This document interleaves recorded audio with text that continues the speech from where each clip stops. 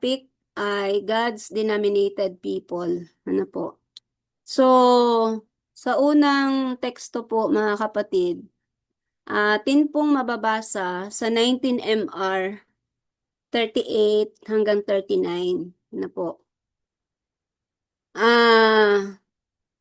Sabi po dito, as I was considering this matter in the night season, it seemed as if one stood up in the midst of us and pointed us back to the Israelites as an illustration of a distinct people denominated of God.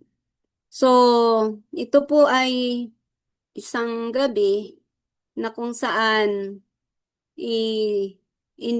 binubulay-bulay po ni Sister White, ano po, yung bagay po na ito tungkol po sa kung tumutukoy po ito sa kung tayo ba ay isang denominasyon. Ano po?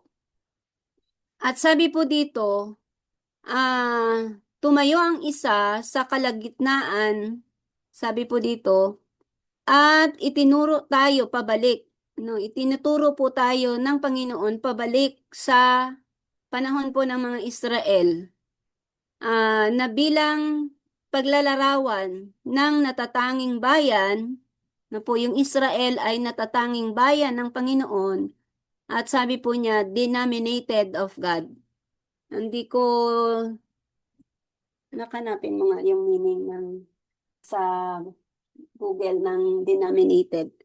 Yan. So, sabi po dyan no, na yung Israel daw po, illustration po niya sa atin na tayo, kagaya ng Israel, tayo ay natatanging bayan ng Panginoon na denominated ng Diyos. Ano po ibig sabihin?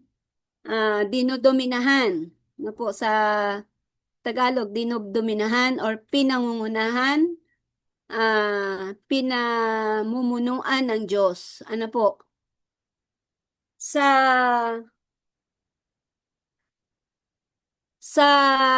Sabi pa po dito, that which made them denominational. So yung Israel po pala ay denominational. Ano po? Kaya daw po sila, yung Israel ay naging denominasyon, mga kapatid, dahil ang sabi po dito, ito po yung naging reason na sila po ay naging denomination. That which made them denominational was the observance of God's commandments. Na po. So, yung pangingilin po nila ng kautusan, ng mga kautusan ng Diyos, yun ang bumuo sa kanila na maging isang denominasyon.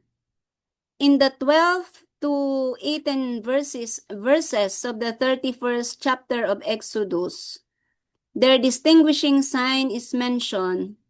Verily, my Sabbath ye shall keep, the Lord declared, for it is a sign between me and you throughout your generation, that you may know that I am the Lord that sanctify you. Yung sa Exodus 31 po, na yung tanda na nakilala sila bilang bayan, natatanging bayan ng Diyos na pinamumunuan ng Diyos ay yung sa Sabat. Ano po? Yun yung pinakatanda na sila talaga ay naiibang bayan. Na po. Kagaya rin po sa atin mga kapatid, bagamat marami po ngayon mga grupo, mga sekta na nangingili ng Sabat, pero titingnan po natin kung ano ba yung nais ipaunawa sa atin ng Panginoon sa pag-aaral po na ito. Ano po? Yan. So, sabi po dito mga kapatid, 109, Volume 7 ng Testimonies, 109. But as for ourselves, we are strictly denominational. We are sacredly denominated by God and are under His theocracy. So, ang ibig sabihin po ng denominational, mga kapatid, denominated by God. Ano po ibig sabihin? Tayo po strictly denominational. Ang ibig pong sabihin, sacredly na pinamumunuan ng Diyos at tayo po ay nasa ilalim ng kanyang theocracy o ng kanyang paghahari, ng kanyang pamumuno. Ano po? Yan po. So, sabi pa po dito, at kung tayo po ay nasa ilalim ng pamumuno ng Diyos, no, sa ilalim ng kaharian ng Panginoon, ng pamamahala niya, bilang natatanging bayan na nangingili ng Sabat, sa mundo pong ito, sabi po sa 14 MR 161, hindi po maraming grupo. Na po, kundi sabi po sa atin, there are only two parties upon the earth. Na po, meron lamang pong dalawang pulutong dito sa mundo. Those who stand under the banner, under the blood-stained banner of Jesus Christ, and those who stand under the black banner of rebellion. So sa mundo pong ito, bagamat napakarami pong relihiyon, napakaraming sekta, na po, na halos lahat ay nagpapanggap na sila ay bayan ng Panginoon, pero dalawa lang po talaga ang grupo sa mundong ito. Isa ay tumatayo sa ilalim ng banner ng Panginoon at ang isa ay tumatayo sa ilalim ng banner ng pagrerebelde. Those who stand under Christ's banner bear the sign of obedience spoken of in Exodus 31:12 to 18. So alam po natin, yun daw pong tumatayo, kagaya ng mga quotation po na nauna nating binasa, yung mga tumatayo sa ilalim ng banner ng Panginoon, sila yung may tanda ng pagsunod na sinalita sa Exodus 31. Ano po, yung pangingili ng Sabat. Yan. So sabi po dyan, please read this scripture carefully.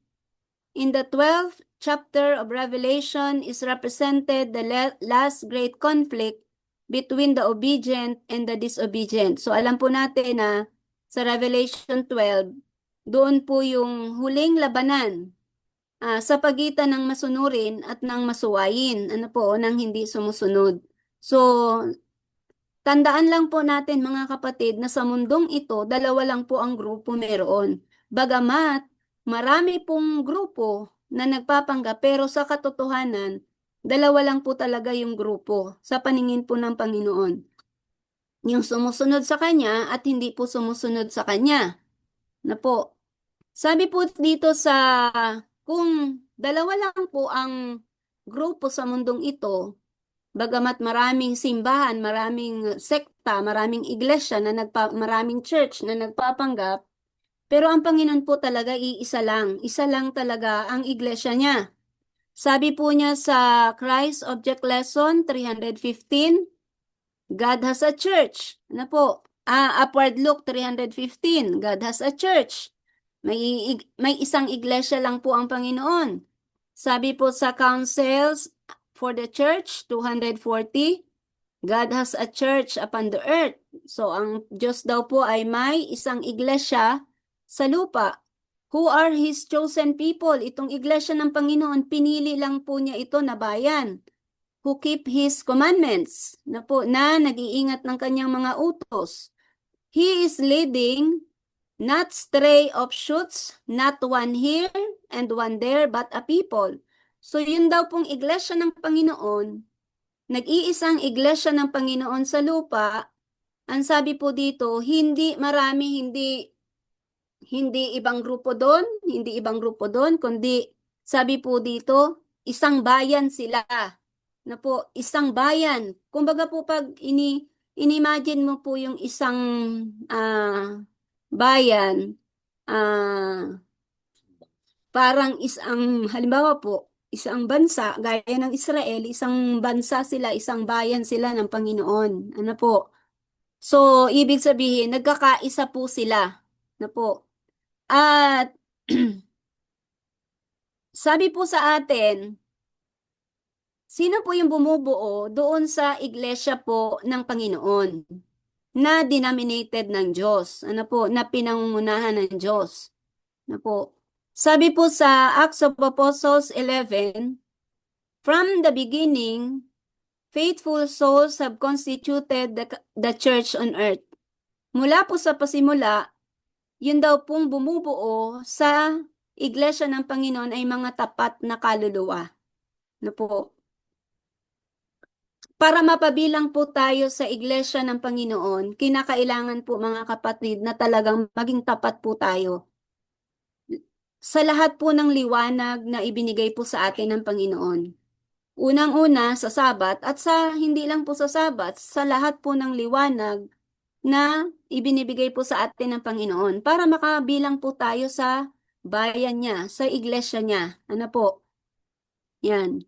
Sabi po dito, gaano po kahalaga ngayon kung ang Panginoon po ay may isang iglesia lang, isang bayan lang na pinamumunuan, hindi maraming bayan or maraming sabi nga po doon, not one here, not one there, but a people. Ano po, nagkakaisang bayan.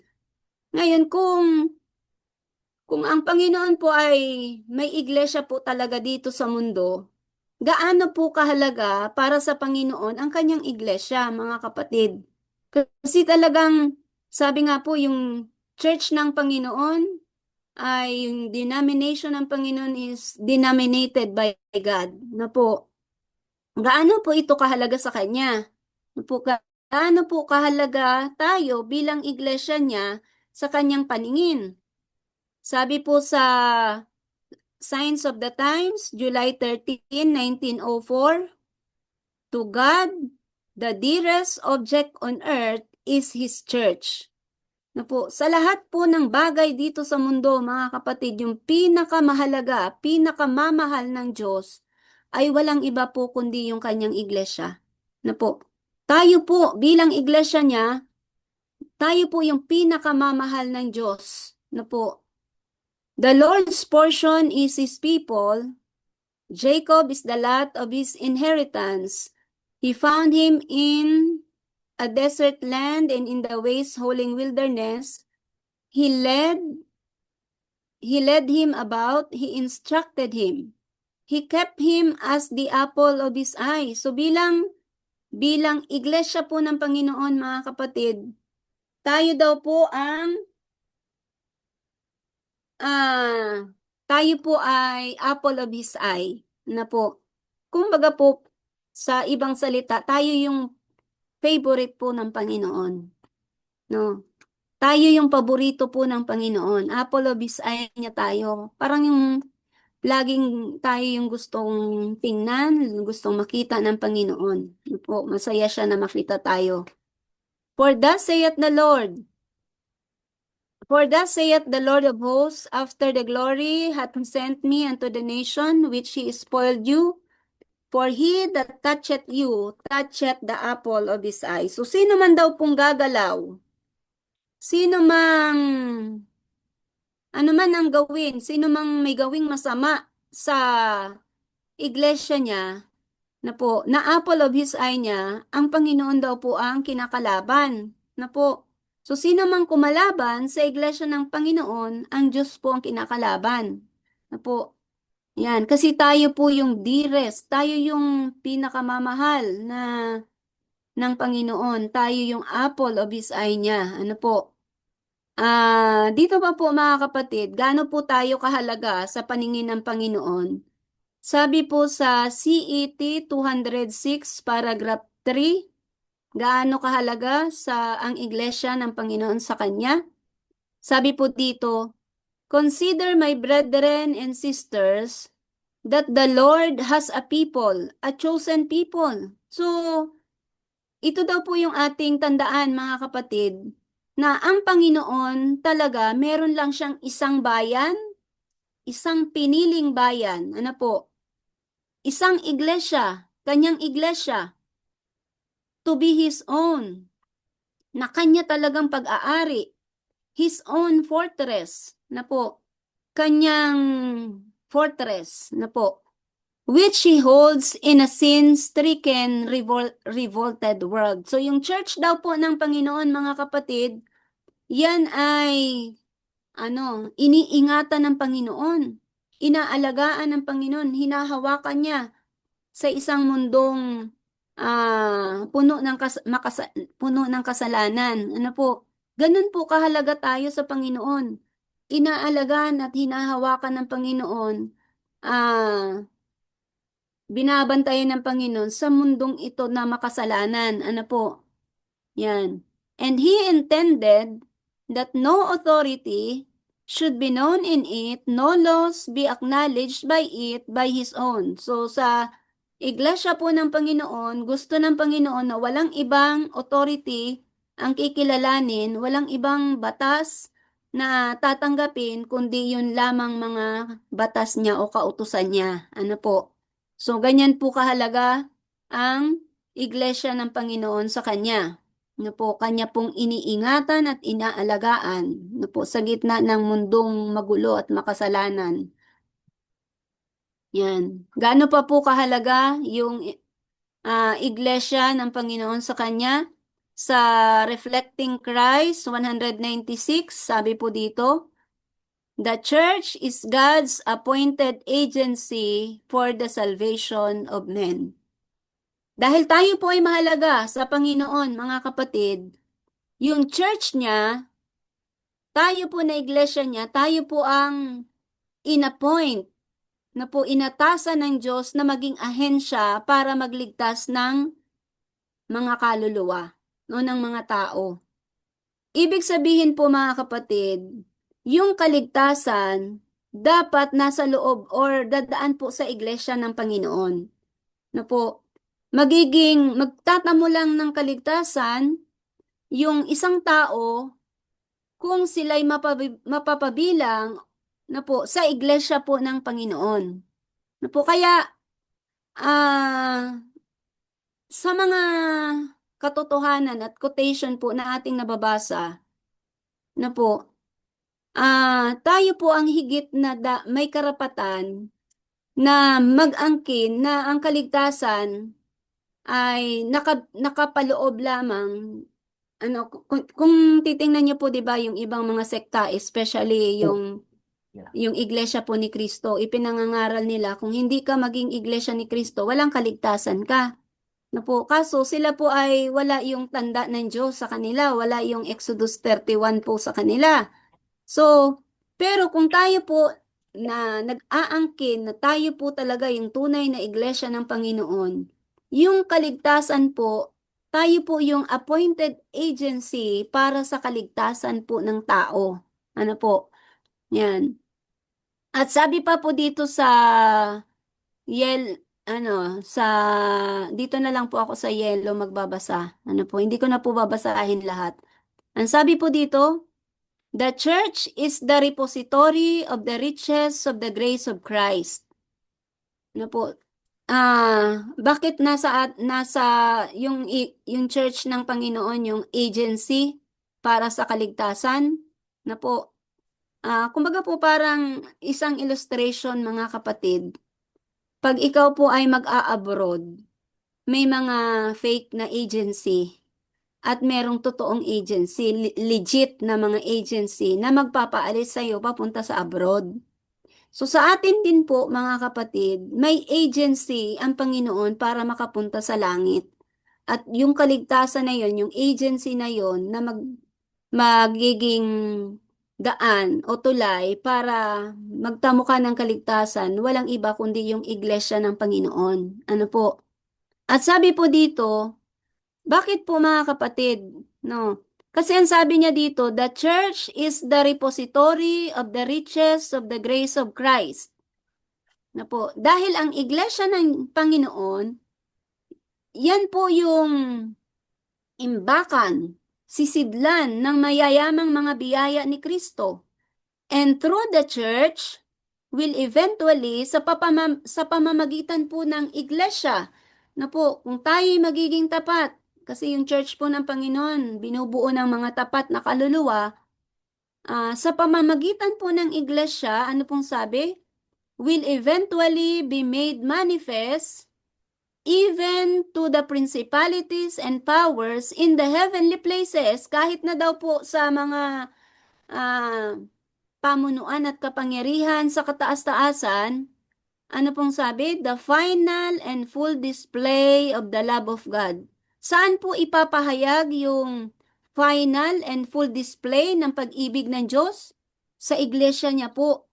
So, yung kapangyarihan ng Panginoon, na po, yung biyaya ng Panginoon, yung final and full display ng pag-ibig ng Diyos, ipahayag niya po yun sa pamamagitan po ng kanyang iglesia, mga kapatid. Ganon po kahalaga ang katayuan natin bilang iglesia ng Panginoon na nag-aangking tayo po yung totoong iglesia ng Panginoon. Ganyan po tayo kahalaga. Na po, tayo po dapat yung agency para sa kaligtasan ng tao. Tayo yung mag-aakay ng mga kaluluwa na para sila po'y maligtas. Ano po? Yan. So, dito pa po, ito pa po yung kahalagahan ng Iglesia ng Panginoon.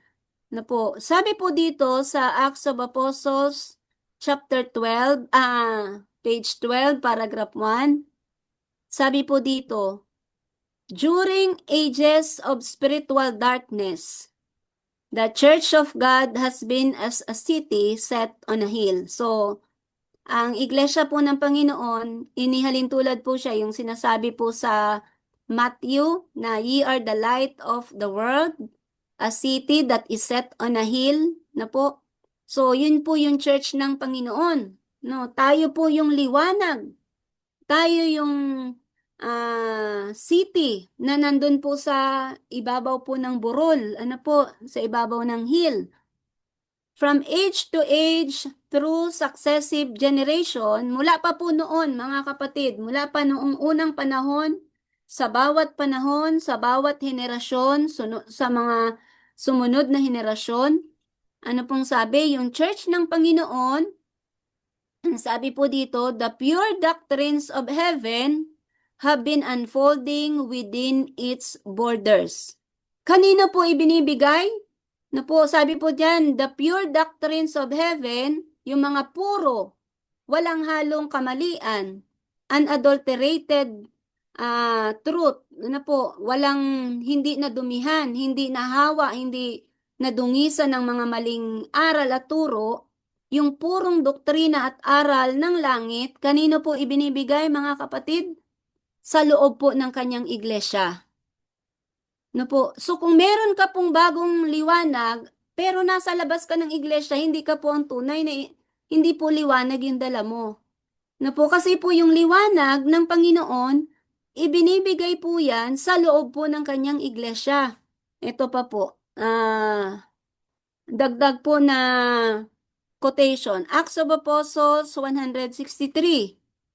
God has made His church on the earth a channel of light, and through it, He communicates His purposes and His will. So, ginawa daw po ng Diyos ang kanyang iglesia dito sa lupa bilang daluyan po ng liwanag. At sa pamamagitan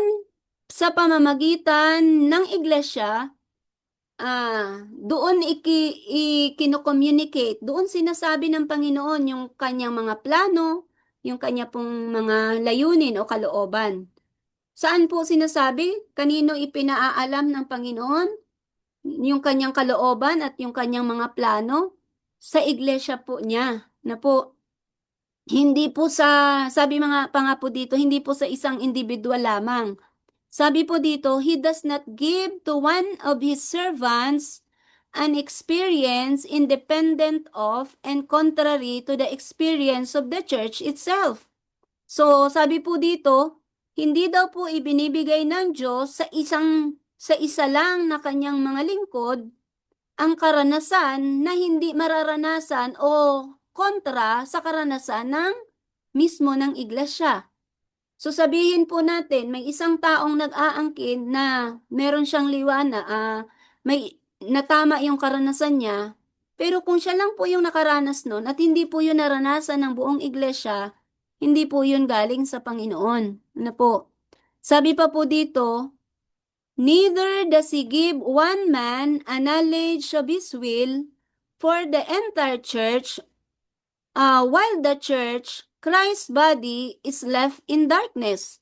So, hindi rin daw po ibibigay ng Diyos sa isang tao lamang ang kaalaman ng kanyang kalooban. Halimbawa, hindi lang niya ibibigay ang isang liwanag sa isang tao, gayong ang buong iglesia ay maiiwan sa kadiliman. Na po. So kung meron pong ipapaliwanag o kaalaman, karunungang ibibigay po ang Diyos, ibibigay niya po yan sa buong iglesia po. Na po. Hindi lang sa isang tao tapos yung iglesia ay walang alam na po maiiwan po sa kadiliman. Hindi po ganun ang trabaho ng Panginoon. Kundi kung meron po siyang liwanag, meron siyang mga bagong liwanag at katotohanan na gustong ipahayag, ihahayag niya po yan sa iglesia, sa loob ng iglesia, hindi sa labas ng iglesia. Na po. So, kung kung nag-aangkin po ang isang tao na mayroon siyang bagong liwanag pero hiwalay siya sa iglesia ng Panginoon, hindi po liwanag 'yon. Ano po? Hindi niya maaangkin na siya lang ang binigyan ng Panginoon ng liwanag, tapos yung iglesia ng Panginoon ay iniwan ng pinabayaan ng Panginoon na hindi makaalam. Ano po? Kaya ang sabi po dito, in His providence, He places His servants in close connection with the church, uh, with with His church, in order that they may have less confidence in themselves and greater confidence in others whom He is leading out to advance His work. So, sa providence daw po ng Panginoon, mga kapatid, kaya nga inilalagay niya ang kanyang mga lingkod sa malapit na koneksyon sa kanyang iglesia. Ito po yung naranasan po ni Pablo. Hindi po ba? Na bagamat si Pablo po ay direkta na tinawag ng Diyos, pero iniugnay pa rin po ng Panginoon si Pablo sa iglesia niya. Ano po? Ang reason po dito, para hindi po ah, magtiwala sa kanyang sarili na po ang isang tao, kundi mas magtiwala siya sa iba na inaakay ng Panginoon sa kanyang gawain. Na po. So, ang liwanag po ng Panginoon, mga kapatid, ibinibigay niya po sa kanyang iglesia. Na po. Kaya kung tayo po ay lalabas sa iglesia ng Panginoon, hindi na po tayo makakatanggap ng liwanag. Kasi ang iglesia po ng Diyos, yan lang po ang agency, channel na po ng liwanag. Diyan po ibubuhos ng Panginoon ang mga liwanag at katotohanan. Kaya, ang halaga po ng iglesia na ito sa paningin po ng Panginoon. Ano po? Sunod po na quotation. Yan. Sabi po sa Acts of Apostles, page 12, mga kapatid, enfeebled and defective as it may appear. No, bagamat daw po ang iglesia ng Diyos ay kung titingnan mo mahina, depektibo, maraming kapintasan, na po. Pero ang sabi po ng Panginoon, the church is the one object upon which God bestows in a special sense His supreme regard. Na po. Kahit po mahina ang mga miyembro, marami pong depektibo, maraming kapintasan, pero sa paningin po ng Panginoon, na po, ang iglesia niya, yan yung isang bagay na diyan ibinibigay ng Panginoon sa espesyal na paraan ang kanyang pinakamataas na pagtingin. Napakataas po ng pagtingin ng Diyos sa kanyang iglesia. Na po, kahit na po mahihina tayo, marami pa po tayong mga dapat baguhin, marami pa po tayong mga kailangang panagumpayan, pero kung tayo po'y mananatili sa iglesia po ng Panginoon, mga kapatid, sabi ng Panginoon, sa iglesia niya ibinibigay ang pinakamataas na pagtingin o pagsasaalang-alang. At sabi niya po dito, it is the theater of His grace, na po, ito daw po ay teatro ng kanyang biyaya, yung iglesia niya, in which He delights to reveal His power to transform characters.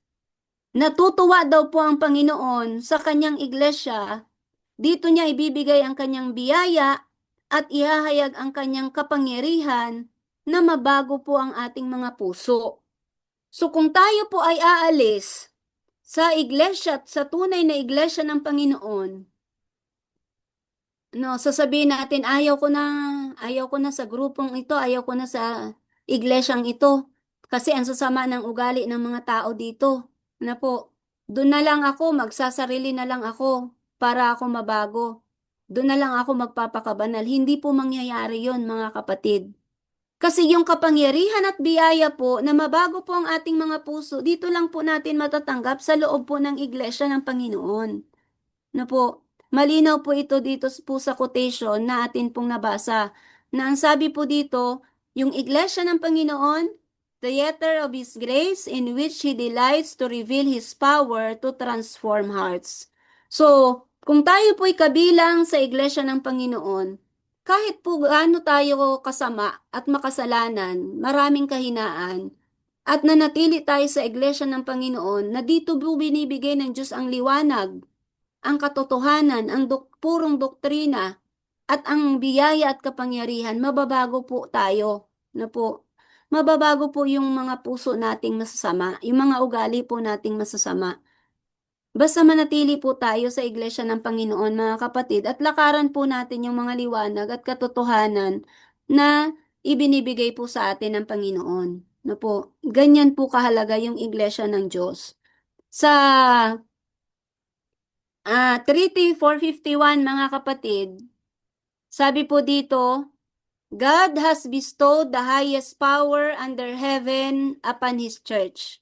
So, sabi po niya, ibinibigay ng Panginoon ng Diyos ang pinakamataas na kapangyarihan sa ilalim ng langit sa kanyang iglesia. Yung pinakamataas na kapangyarihan, ibinibigay po yun ng Diyos sa kanyang iglesia. Kaya ang sabi po dito, it is the voice of God. Dahil ang iglesia ng Panginoon, apple of His eye, siya yung siya yung dearest object ng Panginoon, siya yung channel of light, ano po, sa kanya, within its borders, sa kanya binibigay yung pure doctrine. At sabi po dito, yung biyaya niya at kapangyarihan sa iglesia niya binibigay. Na po, yung pinakamataas na kapangyarihan sa iglesia niya binibigay. Kaya ang sabi po dito, mga kapatid, ang iglesia ng Panginoon, it is the voice of God in His united people in church capacity, which is to be respected. Na po, yung iglesia ng Panginoon, yan po ay tinig ng Panginoon, boses ng Panginoon sa kanyang nagkakaisang bayan. Na po, bilang isang iglesia. At ang sabi po dito, kailangan po nating respetuhin, igalang yung boses po ng iglesia. Ano po, hindi po natin pwedeng baliwalain, ano po, yung boses po ng nagkakaisang bayan ng Panginoon. Ano po? Yan, ganyan po kahalaga po yung iglesia ng Diyos para sa Kanya. Sabi pa po dito, Acts of Apostles, page 11.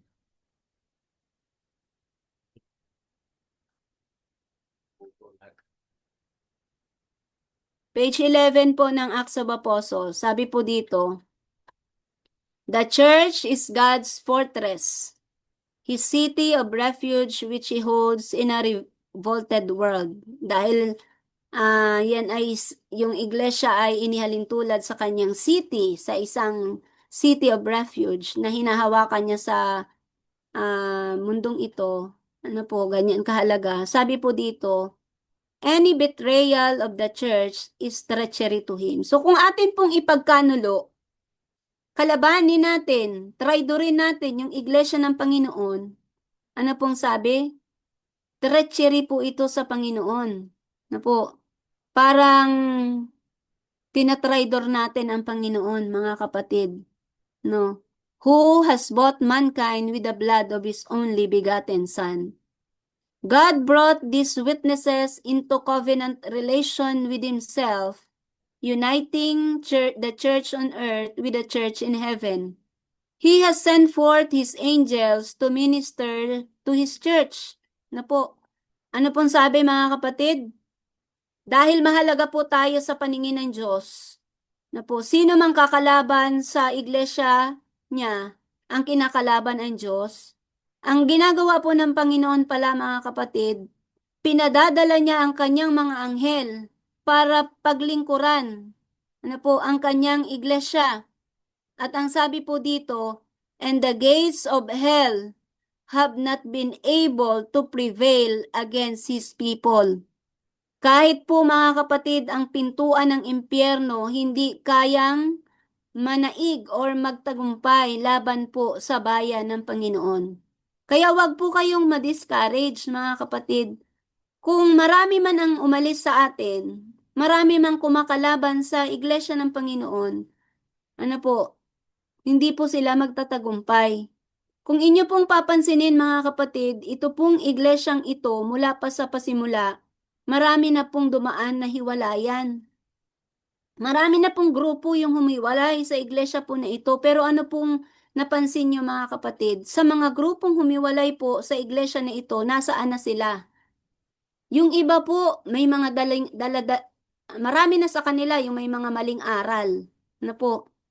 May mga, yung iba, binitawan na yung mga dating turo, mga pure doctrines. Bumalik na sa sanlibutan na po, yung iba ay nadala na ng mga maling aral. So, yung iba na umalis sa iglesia na to, nagpakasaya na sa sanlibutan na po. Kaya, kung atin pong papansinin mga kapatid, itong iglesia talaga na to, ito yung tumatayo mula noon na talagang iningatan po ng Panginoon. Na po, bagamat maraming umaalis, pero hindi na uubos. Yung kagaya po sa quotation na the ranks will not be diminished. Hindi po nauubos. Marami mang umaalis, pero hindi nauubos yung miyembro ng iglesia po na ito. Marami mang mga humiwalay, nag-independent, pero hindi nawala sa existence ito pong iglesia na ito. At nanatili po sila na sumusulong. Ano po? Kaya, wag na po tayong magduda na o mag-alinlangan pa na itong iglesia ba na ito ay tama o mali? Ano po? Ako po'y naniniwala base po sa mga katotohanan po na ating natanggap na po, na talagang mga pure doctrines lang, purong doktrina lang po ang nasa atin pong loob. Ano po? At talagang iniingatan po ito ng Panginoon. Ano po? Yan. So dito po mga kapatid sa Acts of Apostles, no? Sa Acts of Apostles, itatandaan niyo po mga kapatid na ang sabi po dito sa quotation, He has sent forth His angels to minister to His church, and the gates of hell have not been able to prevail against His people.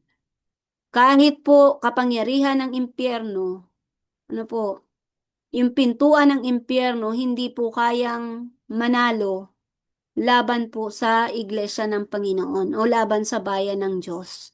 Na po. Kaya nasa atin po kasi ang ano ng Panginoon nasa atin yung biyaya, kapangyarihan niya, pinakamataas na kapangyarihan niya nasa iglesia po ng Panginoon. Kaya ang sabi po sa Acts of Apostles 1:63, God has invested His church with special authority and power. No? Kaya binigyan talaga ng Diyos ang kanyang iglesia ng espesyal na kapamahalaan at kapangyarihan, which no one can be justified in disregarding, in despising. Na po. Na dahil ang iglesia po ng Panginoon binigyan ng espesyal na kapangyarihan at kapamahalaan, walang sino man daw po ang pwedeng ang maaariing matuwid. Na po. Kapag dinisregard niya yung boses ng iglesia o tinakwil niya yung boses ng iglesia. Pag hindi siya nakinig sa boses ng iglesia, ano po, hindi siya aariing matuwid ng Panginoon. Titingnan po siya ng Panginoon na may sala. Ano po? Sapagkat, ang sabi po dito, for he who does this despises the voice of God. So, sino mang magtakwil, sino mang sumuway sa boses ng iglesia, ang kanila pong sinusuway at tinatakwil ay walang iba kundi ang boses po ng Panginoon. No po. Kaya gaano po kahalaga mga kapatid, no? How important is our attachment to God's church? Gaano po kahalaga na tayo mo po'y mapabilang, maging kaanib ng iglesia ng Panginoon? Ano po? Na manatili tayo na kaanib ng iglesia ng Panginoon. Na huwag tayong mawawala dito, huwag tayong aalis dito.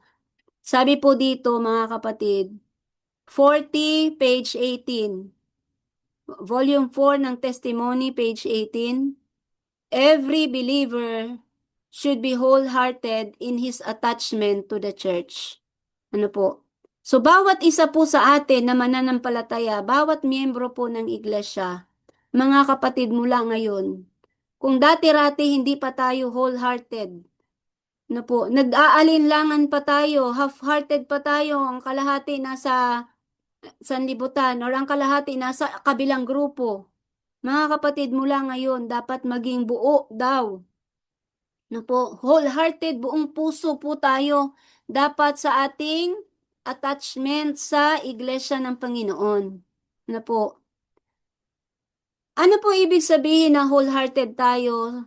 Wholehearted yung ating attachment sa Iglesia ng Panginoon. Ang sabi po dito, its prosperity should be His first interest.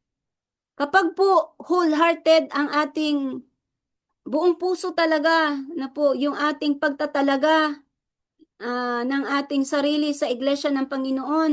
Anong sabi po? Dapat iisipin daw po natin mga kapatid, ang una nating iisipin, ang una nating interes ay yung paano mapalago yung Iglesia po ng Panginoon. Anong magagawa natin para mapalago natin ang Iglesia ng Panginoon? No? Paanong, sa anong paraan, paano tayo magiging pagpapala sa Iglesia ng Panginoon? Paano natin matulungan na lumago yung Iglesia ng Panginoon? Na po, dapat po bilang wholehearted believer sa Iglesia ng Panginoon, dapat po yun daw po yung ating unang interes. And unless he feels under sacred obligation, ito daw po ay banal na obligasyon natin mga kapatid, na ang unang interest natin paano mapalago ang iglesia. At kung hindi daw po natin ito maramdaman, na po, itong ating banal na obligasyon na ito,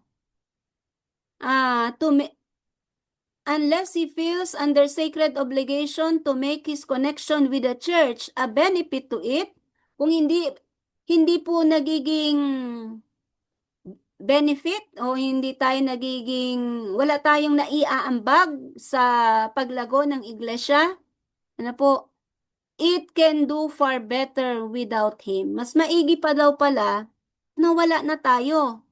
Ano po, na mas maigi pa kung wala tayo sa iglesia, kung wala rin naman pong tayong naiaambag sa iglesia ng Panginoon.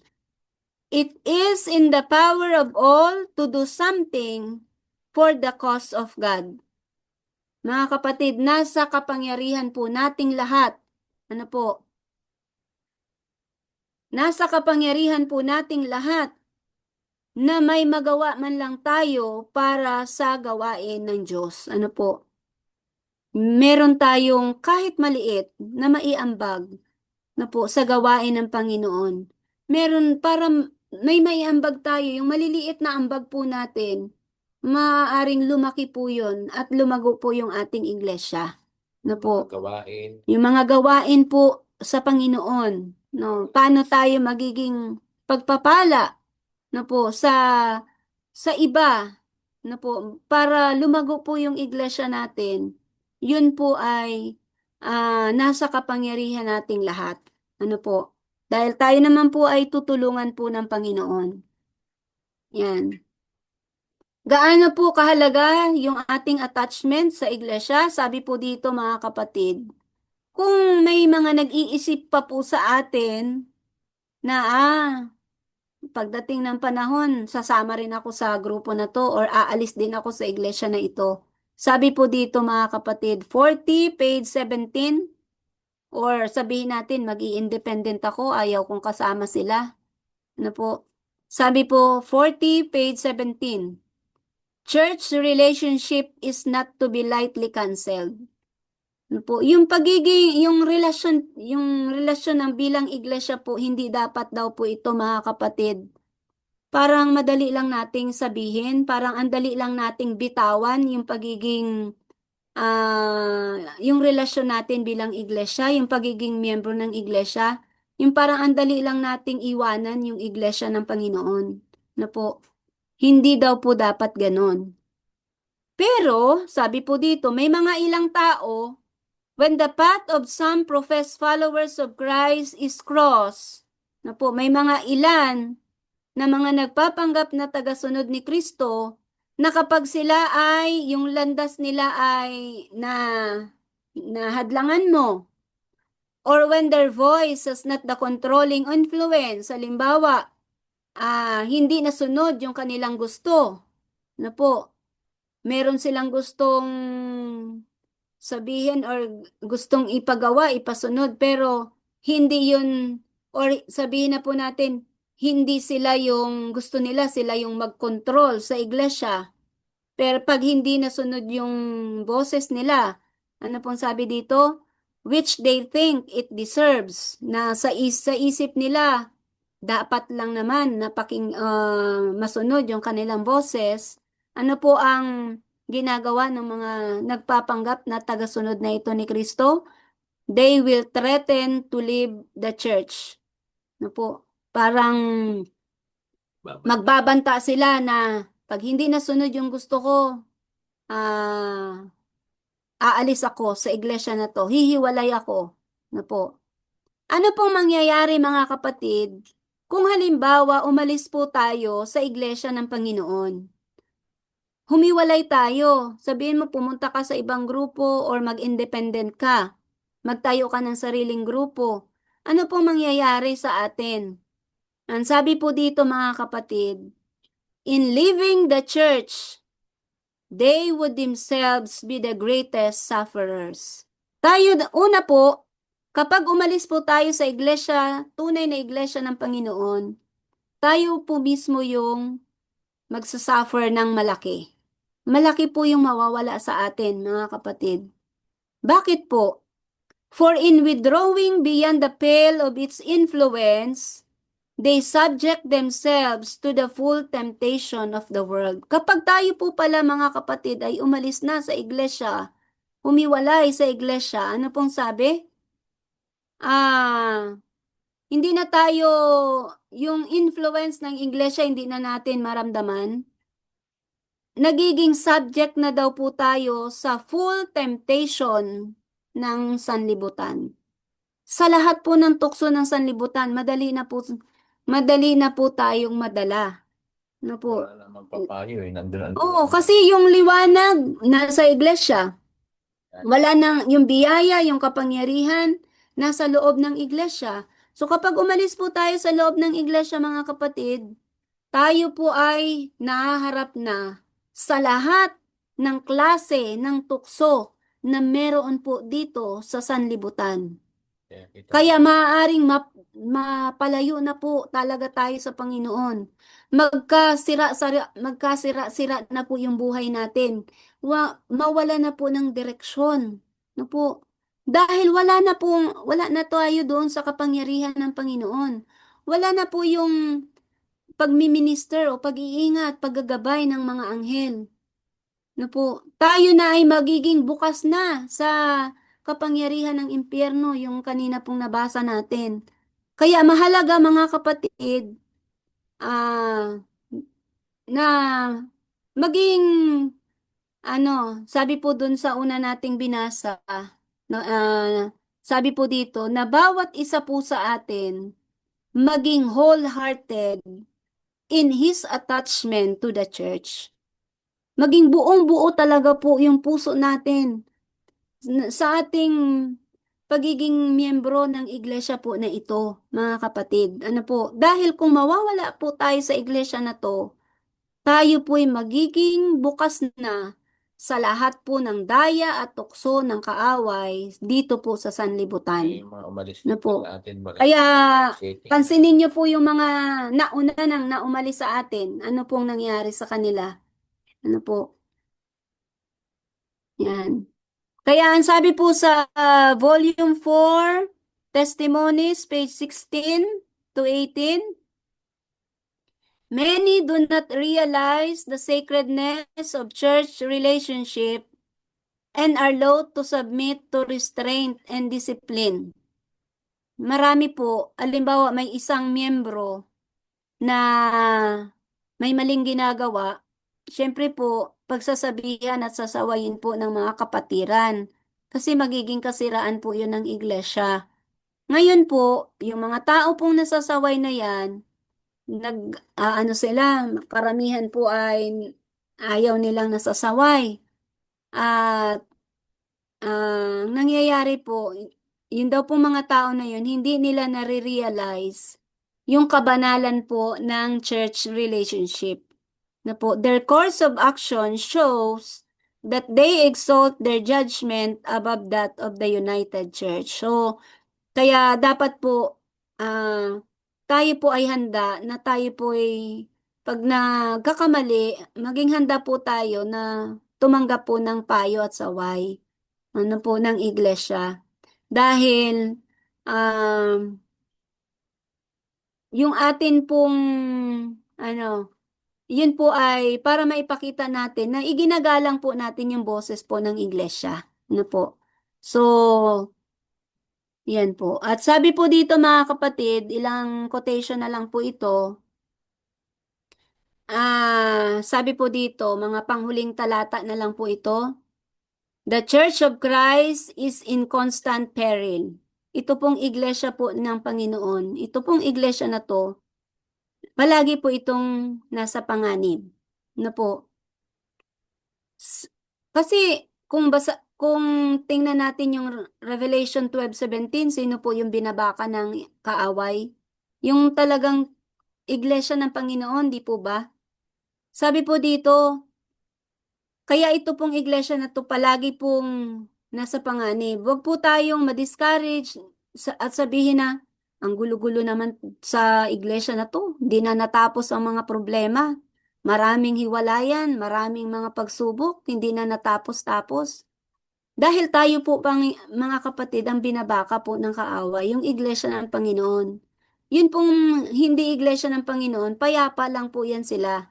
Ano po? So, ang laging binabaka po ay yung iglesia po ng Panginoon. Sabi po dito, Satan is seeking to destroy the people of God. Kaya lagi po tayong nasa panganib dahil pinagsisikapan po ni Satanas na wasakin ang bayan ng Diyos. Ano po? And one man's mind, one man's judgment is not sufficient to be trusted. Kaya nga po, hindi sapat, no? Na isang pag-iisip lang ng tao, isang kahatulan ng tao lang ang pagtitiwalaan natin. Dapat po yung buong iglesia. Christ would have his followers brought together in church capacity. Gusto po ng Panginoon na yung kanyang mga tagasunod talaga, dalhin talagang sama-sama sa isang church capacity. Ano po? Observing order. Gusto po ng Panginoon, mga kapatid, na yung kanyang iglesia ay, ang mga tagasunod ay maging isang iglesia, sumusunod sa mga kaayusan, sa mga rules and discipline. Na po, may mga disiplina. Dapat po yung iglesia ng Panginoon, tayo po ang most disciplined na iglesia na mga tao. Ano po? Dapat mas madaig pa po natin yung mga iglesia ni Kristo sa disiplina, mga kapatid.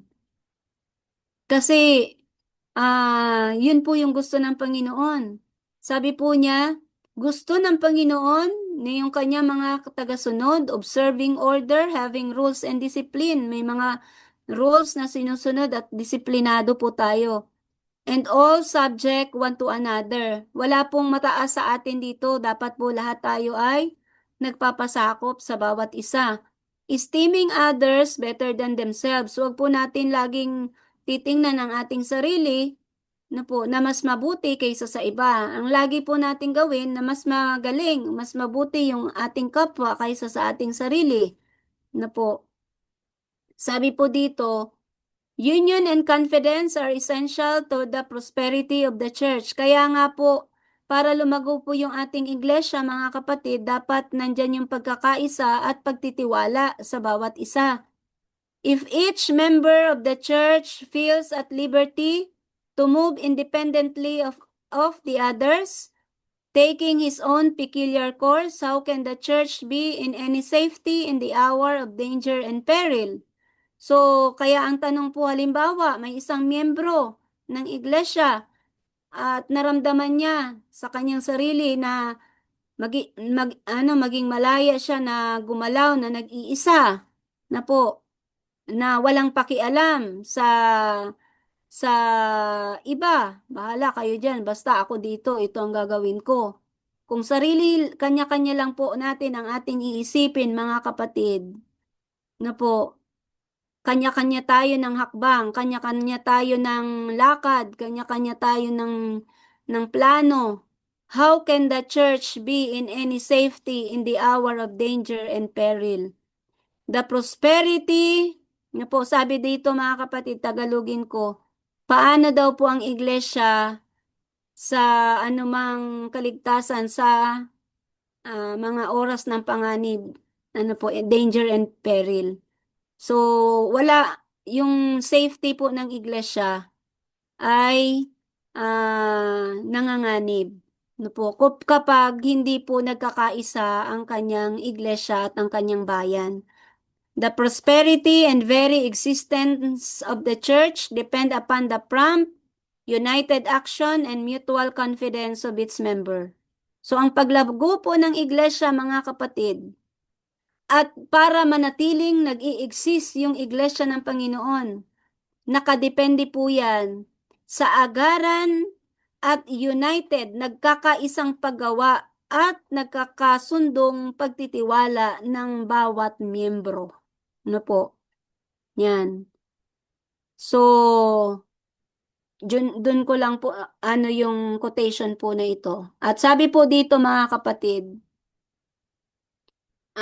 second to the last quotation, it is wholehearted, thoroughly decided men and women who will stand now.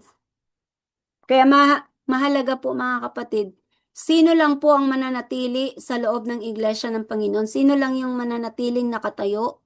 Sabi po dito, wholehearted, thoroughly decided men and women. Yung mga, ano talaga, buong-buong puso, na po, mga desidido, thoroughly decided na mga lalaki at babae ang tatayo lang po ngayon. At tandaan natin mga kapatid, sabi po dito sa atin, Christ sifted His followers again and again. May nangyayari pong sifting sa iglesia po ng Panginoon. May pagliliglig po na nangyayari po sa iglesia ng Panginoon. Yan po ay paraan ng Panginoon para linisin ang kanyang iglesia. Sino po yung nagliliglig, naglilinis sa iglesia ng Panginoon? Si Kristo po mismo, sabi sa atin. Christ sifted His followers. Ano po? Sinasala talaga po ng maigi ng Panginoon. Nililiglig talaga niyang maigi yung kanyang mga tagasunod. At isang beses lang po ba itong mangyayari? Ang sabi po sa dito, again and again. Paulit-ulit po tayong liligligin ng Panginoon. Na po, until at one time, there remain only 11 and a few faithful women to lay the foundation of the Christian church. Nakagaya po sa nangyari sa mga alagad noong panahon ni Kristo, natira na lang ay 11 na po, at ilang tapat na mga babae. Na po, yung mga wholehearted, yun lang po yung matitira, thoroughly decided na mga lalaki at babae. No, yun lang po ang matitira mga kapatid. No.